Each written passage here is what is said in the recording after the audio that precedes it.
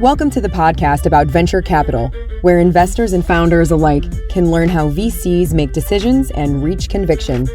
Your host is Nick Moran, and this is The Full Ratchet.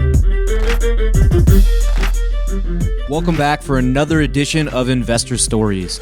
On this special segment, the experts describe the most important lesson that they've learned and how that has changed the way they invest.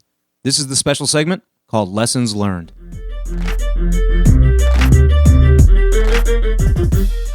On today's special segment, we have Billy Libby of Upper 90. Billy, can you tell us a story highlighting a critical lesson that has changed the way you invest? I think adding to your winners.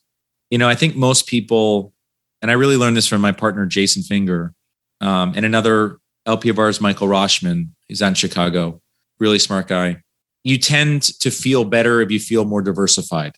Your best investment, like adding to Thrasio if it's working. I think what I've learned is that if you have momentum and a company's killing it and growing, you want to keep riding that investment versus feeling like I should pare that back and be more diversified. So I just a more concentrated mindset and adding to winners and really being much more having that mindset.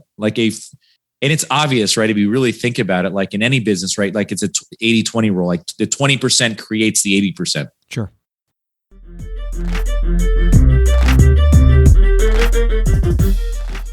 On today's special segment, we have Jonathan Hung of UVP.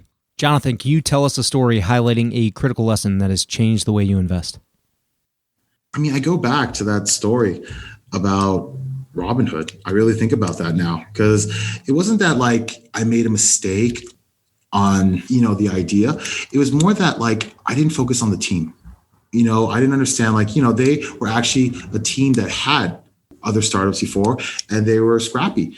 And for me, it's just like I've invested in someone, Mike Jacobs. He was one of the founders of Ordermark. And after that, he had a company called Gorilla. It didn't work out because of coronavirus, but it was actually a platform where, influencers or people want to create content, video content. Obviously, video is more important and makes more sense now in this digital world that we are than versus print, and just photos.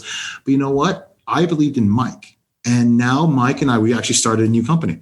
It's going to be in the food tech space called Kitchen Data Systems. And because he knows that space, he knows how to build companies. He knows how to find the right team. And sometimes timing sucks, hey, there's macro events, you just can't help yourself. But the next idea, the next iteration is going to be great. You talk about all the other founders where their first idea didn't work out. Like Elon Musk's first idea didn't work out. You look at the Tinder team, they did something before that. And now look what happened, how they sold. So that was the most important thing. Because sometimes I see people and they think I don't want to be a banker where I look at metrics and I'm only focused on that. And if I don't have these data points, I'm I can't invest.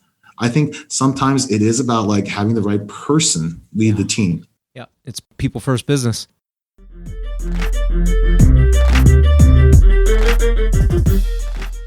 On today's special segment, we have Dana Grayson and Rachel Holt of Construct Capital. Dana and Rachel, can you tell us a story highlighting a critical lesson that has changed the way you invest?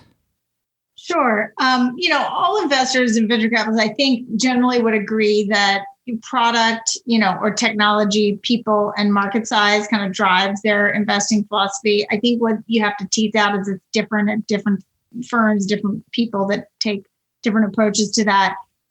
People always are the difference maker, but you can then get obsessed with the technology and thinking it's very, very cool when there might not still be a market available for it. So we are equal parts, I think, market and tech focused. We really do the math around what is the size of the market defined by the amount of spend going into it. There might not be a market for exactly what the entrepreneur or the technology is selling today, but what is this total spend in the category? And can you start to chip away and capture that spend over time? Over time is also a really important thing. You can have a good, strong initial market, but we tend to ask ourselves the question of, okay, if this works, what will be the market size that is still addressable when the company wants to go public? How will it then be valued? And that's really hard to push yourself to think, if it goes well, will it still be valuable when the company tries to go public or do something else? And that's how you get the Ubers, the Atlassians, the Snowflakes, the really big outcomes. And so I can give you 1,000 stories of where there were smaller markets that didn't materialize, but it's usually because there was no spend in the categories. I find it so tough, right? I often invest at pre-seed or seed. You guys invest at Series A, but a lot of years between investment and potential IPO, right? Like the prediction of what are the multiples going to look like in the exit environment. It's just, it's a long time period. Like, do you have some thoughts or frameworks for that? Well, I do think we're seeing a number of companies in the market today, both in the public sectors, but almost at every stage, Series A, Series B, Series C, that are valued at sort of 100x SaaS multiples, 100x the ARR. There's just no way that makes sense. Now in the future, we're not discount investors. We're not arbitrage investors. We're not the type that want to get in at a lower multiple and then sell it at a higher multiple. It's very hard to do that, very hard to time the markets, but it's also very hard to believe that 100x ARR is going to continue. Yeah, I couldn't agree more, but I hope it does for a little bit. Right.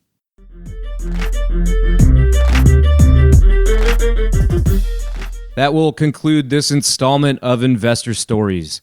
If you're enjoying the program and would like to see it continue, take a moment and leave a 5-star review in iTunes.